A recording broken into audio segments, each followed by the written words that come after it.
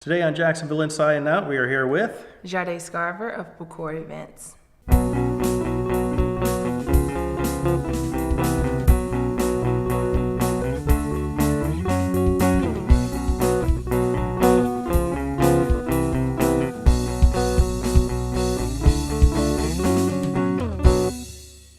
Welcome to Jacksonville Inside and Out. Now, you are Jadee Scarver, Yes. and you have an event coming up. Yes, I do. Before we get to that, Okay. tell us a little bit about yourself. How did you come here to Jacksonville? Actually, I came here in high school, and I left for a short period of time to go to college, to go to FSU, and after graduation, I promised my husband that we could come back. Okay. And so he's from here. He is not from here. He's Not from from New here. York, but Oh. we met in high school, so we're high school sweethearts. Okay. So that's how So that happened. where'd you come here from? Indianapolis. Indianapolis? Military family or no? No, not military. Just got moved here into Jacksonville as a teenager? It's actually an interesting story, honestly. Well, go ahead. My mother, she was a contract IT contract project manager, business analyst, and after 9/11, the economy crashed. A lot of people didn't know that. Right. And what happened is they let go of the contractors, and Jacksonville had a new redevelopment initiative, and they were hiring like crazy back in 2001. So that's how we got here. All right, that is a kind of an interesting story. And Boucour Events, what do you guys do? So we host a medley of different events here in town, primarily expos, trade shows, business events. All of them are family focused and business oriented events. So one of our major events is the Jax Community and Family Awareness Expo, and that's coming up on July 18th. We also have our Boucour Business and Dinner Party as well, which just happened back on March 14th, and we have a few other things that go on throughout the year. So, Okay. What brought you into that kind of business? our first expo actually was Pure Bella Expo. It was all about hair and beauty, and then it just went in a different direction. Me and my husband started working together, and we wanted to do something for families because a lot of times people in Jacksonville mention that there's nothing to do. We feel like there's a lot to do, but there's nothing big. I'm from a big city. I'm from Indianapolis. We have conventions, we have expos, we have all kinds of stuff going on every weekend. Major basketball teams, football teams, everything. So when I came down here, there's no big thing, that the entire family would like to enjoy. And a lot of it, the actual event itself, a lot of it was driven out of the fact that my husband was tired of going to the kiddie events, and I was tired of taking the kids along. So Makes sense. And that is a big complaint that there just is not much to do around Jacksonville. And I think part of that is that Jacksonville's so spread out Yes. that the places there are things to do may just be far away from the people who are thinking of them. But when I think about the stuff to do in Jacksonville, occasionally you think about the fairs.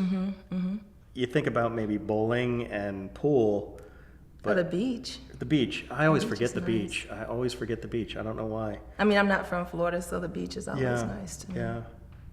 So what does your expo do? How is that a big event for a family? What does that do for a family? So our event, we like to take different things that you normally wouldn't see together and fuse them together. So at the event, we'll have a kids zone. We'll have a ton of vendors, performances. We have the stage set up, and on the stage we'll have like local indie artists, local, regional, national artists that come.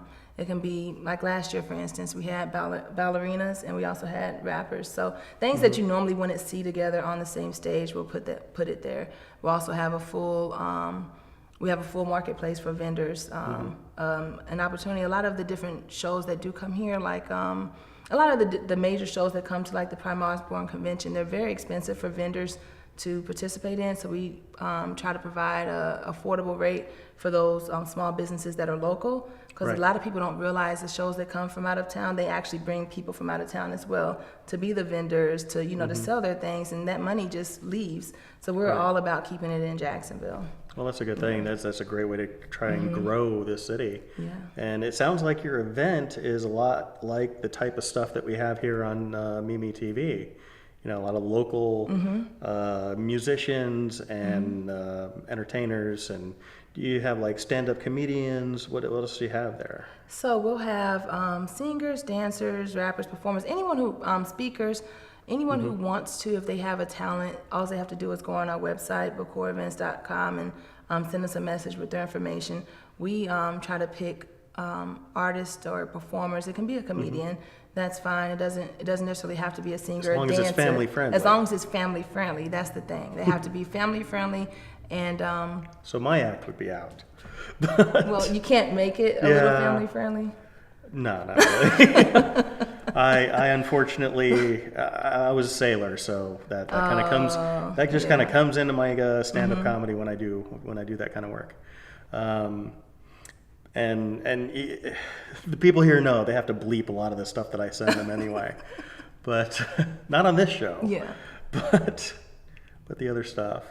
And well, how did you move from hair and you said hair and makeup type hair of and beauty products? Well, how do you move from that to the family to the event? family stuff?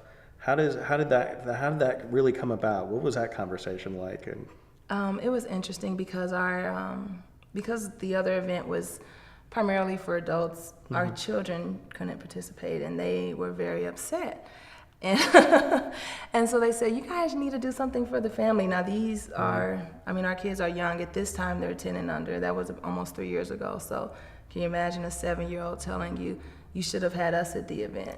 So, they're our little focus group, and they came up with different ideas, and we try to implement them because when we leave, this is all for them. So. Right. I gotcha. And we'll be back in just a few more minutes with more of Jadee Scarver.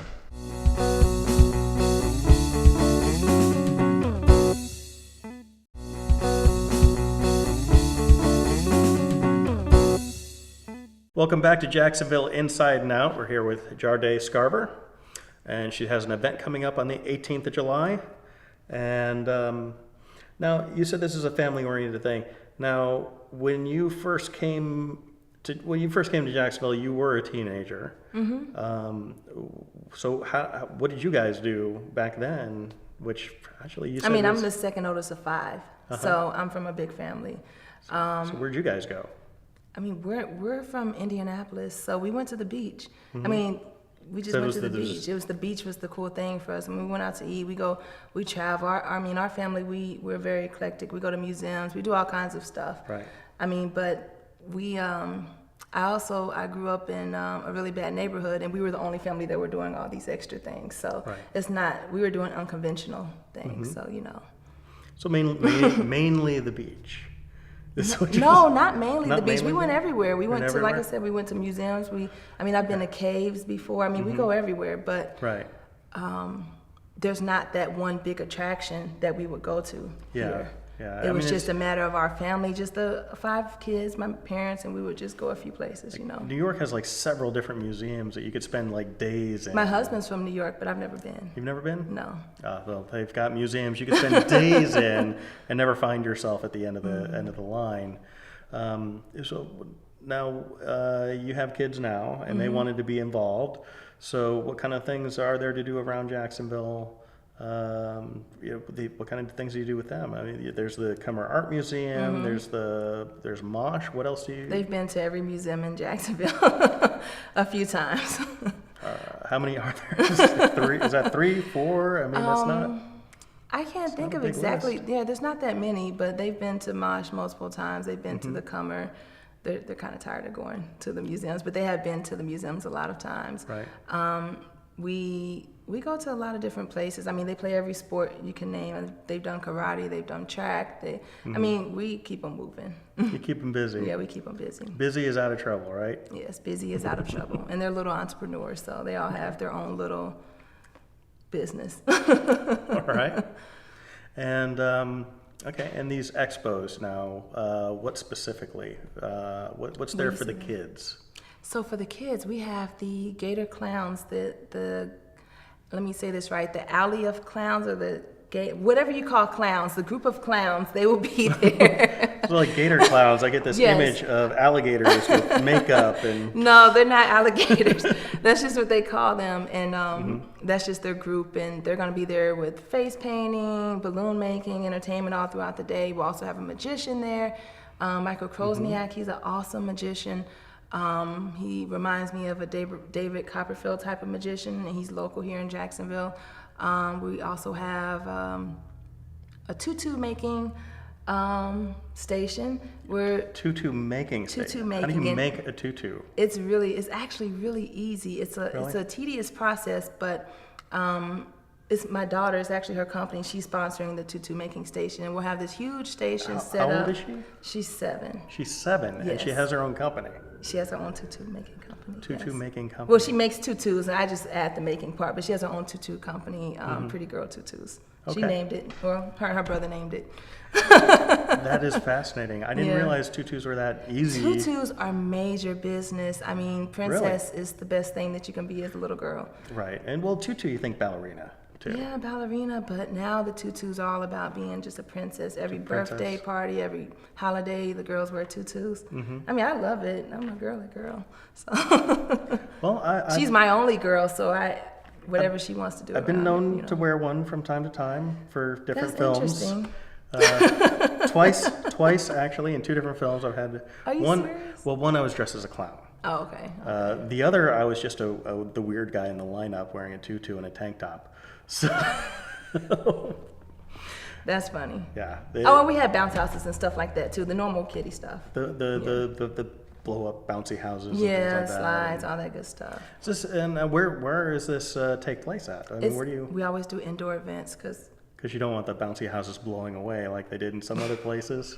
and we don't want the rain and the heat. You know, when you get in a bouncy house and it's hot outside, you just die. It's horrible. Yeah. So is it like where is it, downtown? No, it's actually on Phillips and Emerson. It's at the Jack's Ice and Sportsplex. Okay. On one side they have They have ice skating there, don't they? yes, on one side they have the ice skating rink, but on the other side is this 40,000 square foot sports complex. Gotcha. So, do you guys use the ice side at all, or no? We're not using the ice side this time, But- but it will be open during the event. Okay, but in the future, you probably want We to add might. some. We like to switch it up. Last year we did it indoors at the fairgrounds. This year we want to do it this place because we're adding the 3-on-3 tournament. It's kind of one of those things that whatever comes about, we'll change the venue to suit what we want the event to be, you know. Yeah, make up a new sport involving, get the kids out there on the ice skates. I'm actually trying to get this this one sport. They're like soccer ball. They play in these big giant blow up soccer balls. I'm trying to get them out there. On the ice or no? No, not on the ice. So that would be fun too. That would be fun. Yeah. Play basketball and ice skates. I think that would be Like interesting. what's- I don't know if it could be done, but that would be funny. I don't know if they'd like that either, really. I don't know. But no, I mean, I grew up in Los Angeles and New York. So when I was in LA, ice skating was like this really big deal because and I imagine it would be a big deal for kids here because it's just not something that happens here in Florida. You know, in New York, you can go ice skating outside. You don't get that here. You get this indoor rink and all that. But that first time you put on the ice skates, for some reason, I was better at ice skating than roller skating. And I still can't roller skate. I can ice skate, but I can't roller skate. Oh It's no, weird. I can skate. I can't ice skate though. Can't ice skate. No. See, these are the opposite. It's the opposite, yeah. So, what about water activities around other than the beach? There are pools. Are there any like local community pools or any kind of places that have any kind of events for people? Not that I know that in Jacksonville, like one of the things my kids have done is I believe it's the YMCA or it's the it's like the after school program, the citywide after school program. They have swimming lessons at all the local pools during the summertime, and my kids always do that. And you know, different events like that. Well, I think in a Navy town, you kind of need to learn how to swim. It's just a thing. All right, we'll be back in just a few more minutes.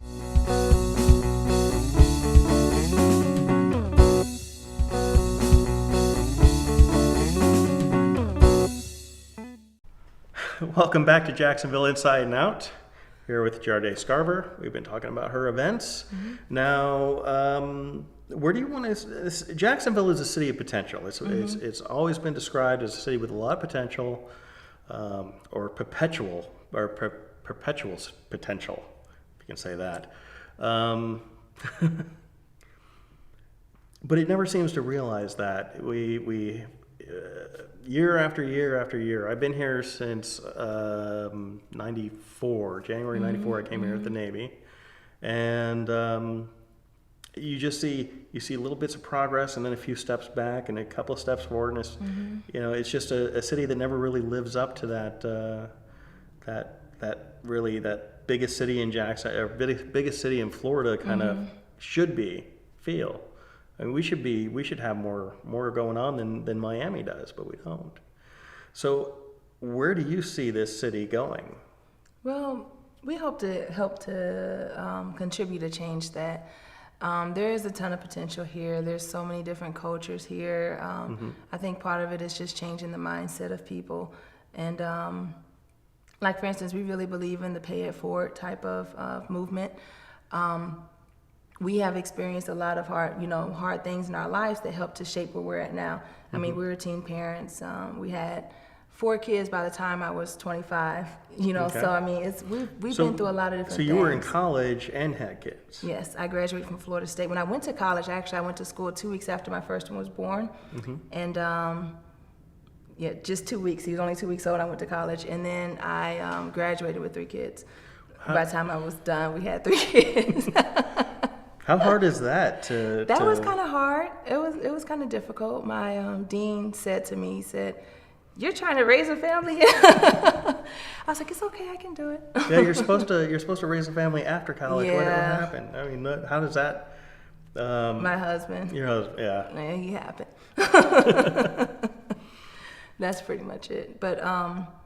But yeah, we hope to help contribute to that. Like, we have, in addition to Bacor events, and it's not just about hosting the events, we also have our foundation, which is our not-for-profit organization, Bacor Helps, and it's dedicated to helping families and the homeless here in Jacksonville. We've experienced homelessness in our life, and we also, of course, we're dedicated to helping any families move out of poverty. We even have, we have a few different initiatives that we've already started, like Bicycles for the Homeless. A lot of times people don't realize that some of the people who are homeless, they've been homeless for so long that they're kind of isolated. And so we've been going out and actually giving them bicycles. Not only will it help with just the basic, obvious transportation issue, but it'll help to reassimilate them back into society. And then in addition to that, we have our Homeless to Entrepreneur program. And we have a family, and we have a few different families, but we have one family in particular who, B&E Creations, who they were homeless for over 6 months, like really homeless, living in a car, living in shelters, homeless. And now they're, doing their business, and we've been mentoring them and helping them along the way, so it's pretty cool.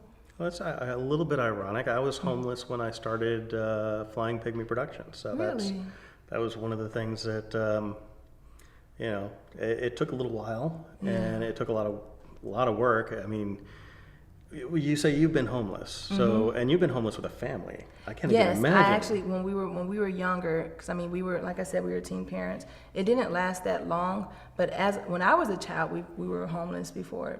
As a family, we probably it was only a few weeks, because once even if you're only 19 years old, you have kids and you're like, well, this is not the life. I'm in college. We both had jobs, but we just didn't have a place to stay. So we had to hurry up and figure that out.